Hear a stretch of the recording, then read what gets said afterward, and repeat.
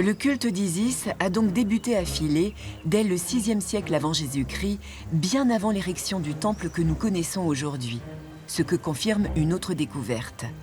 Sous la dalle de la salle hypostyle, les ouvriers ont mis au jour les fondations d'un édifice primitif datant de la même période.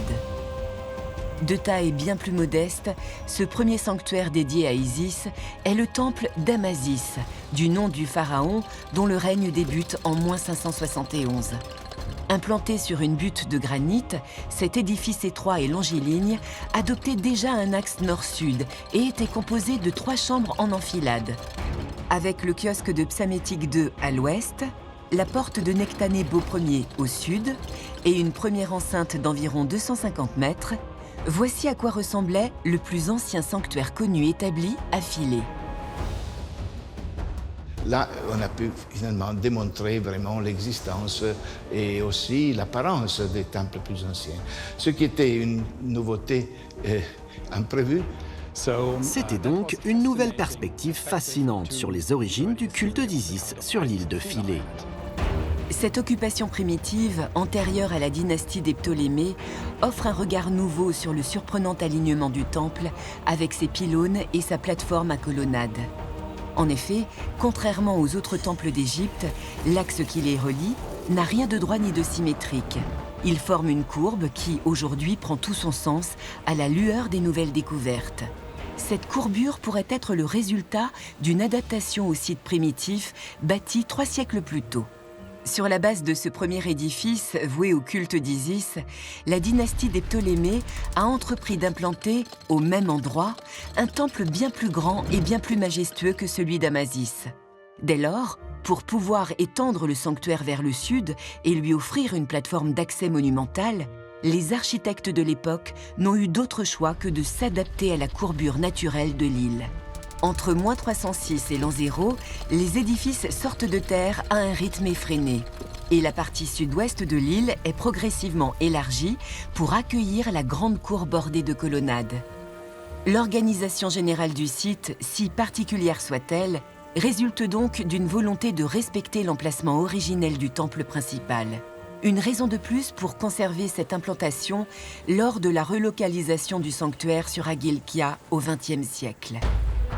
Au début de l'année 1977, ce ne sont pas moins de 45 000 blocs qui ont été transportés vers l'aire de stockage de Chelal, à quelques kilomètres à l'est de Philae. Les pierres y sont alignées sur plusieurs hectares, regroupées temple par temple, selon la codification élaborée lors du démantèlement. C'était une grande bibliothèque.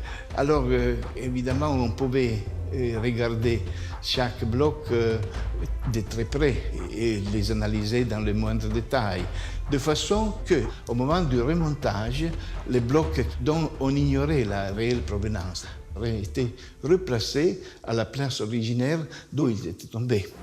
Le 29 mars 1977, la reconstruction du site débute par la pose des 558 blocs portant les repères topographiques.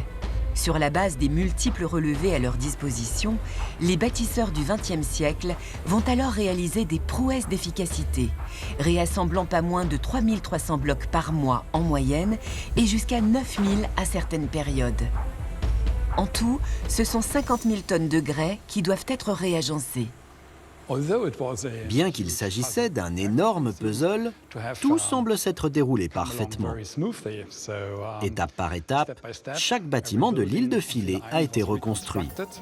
C'est absolument incroyable si vous imaginez tout ce qu'ils ont eu à faire avec ces milliers de blocs en si peu de temps.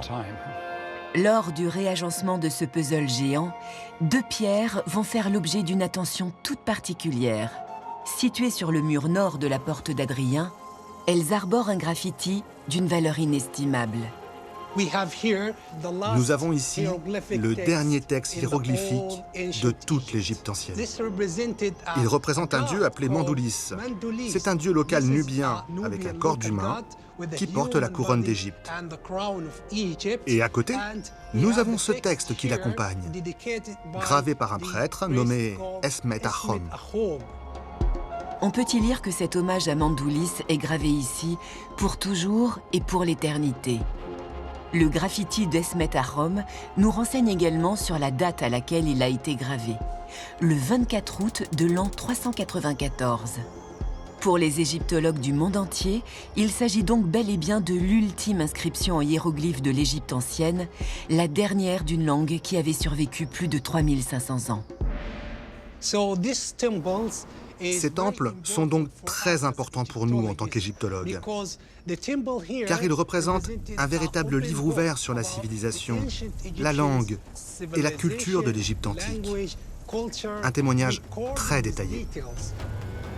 Grâce au marquage des pierres et au relevé extrêmement précis des experts, la reconstruction du site s'est révélée d'une facilité déconcertante. En moins de 2 ans, l'impossible était fait. Tandis que l'ancienne île de Philae mise à nu était engloutie sous les eaux, le temple d'Isis et la dizaine d'édifices adjacents, vieux de plus de 2000 ans, vivaient une résurrection aussi attendue qu'inespérée sur Agilkia.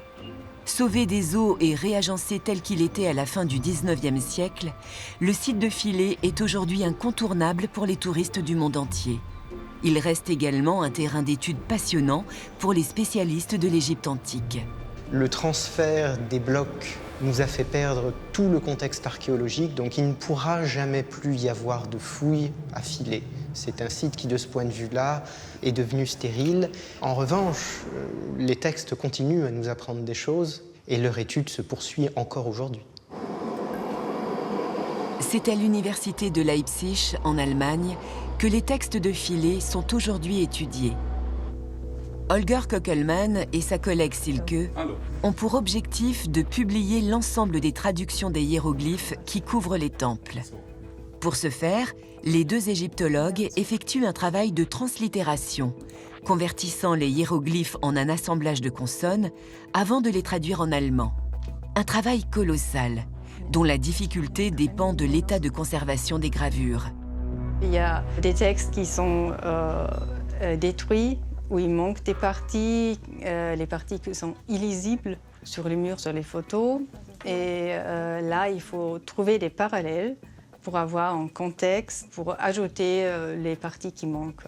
Mais aussi, si les qualités des hiéroglyphes sur les murs ne sont pas bonnes, là, on a vraiment des problèmes pour identifier les signes sur place. Une fois reconstitués, les hiéroglyphes endommagés peuvent être traduits. Encore faut-il savoir les interpréter. La langue hiéroglyphique est une langue vivante qui a connu plus de 3000 ans d'évolution. Le nombre de hiéroglyphes est ainsi passé de 800 signes à l'époque pharaonique à plusieurs milliers à l'époque ptolémaïque. Par conséquent, sa grammaire a elle aussi beaucoup évolué au fil des siècles. L'écriture hiéroglyphique est assez différente de notre langue écrite. Vous avez par exemple des signes qui représentent un objet ou un mot. Donc vous pouvez les lire en tant que mots. D'autres signes ne signifient qu'une consonne ou une série de consonnes. C'est donc une sorte de signe sonore avec lequel vous pouvez écrire des mots différents. Et puis enfin, vous avez une 3e catégorie de signes qui s'appelle les déterminatifs. Ils sont utilisés pour donner un indice sur la signification du mot.